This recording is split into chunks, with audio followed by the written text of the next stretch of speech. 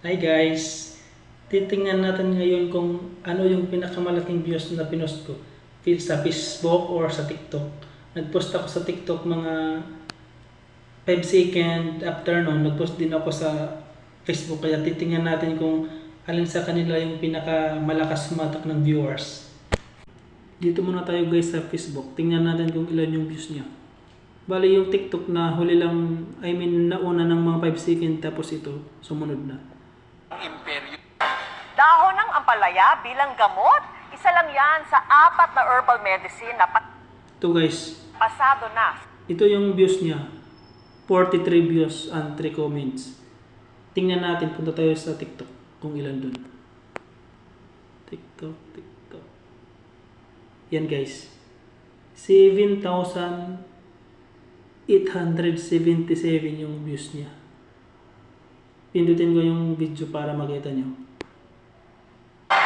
Dahon ng ampalaya bilang gamot, isa lang yan sa 4 na herbal medicine na Yan guys. Mas mabilis at saka malakas talaga humatak ng viewers yung TikTok kaysa sa Facebook. Thank you for watching. Dito muna tayo guys sa Facebook. Tingnan natin kung ilan yung views niya. Bali yung TikTok na huli lang, nauna ng mga 5 second tapos ito sumunod na.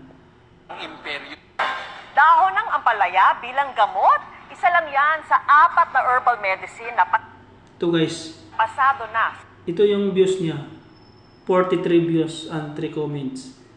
Tingnan natin, punta tayo sa TikTok kung ilan dun. TikTok. Yan guys. 7,877 yung views niya. Pindutin ko yung video para makita nyo. Dahon ng ampalaya bilang gamot, isa lang yan sa 4 na herbal medicine na Yan guys.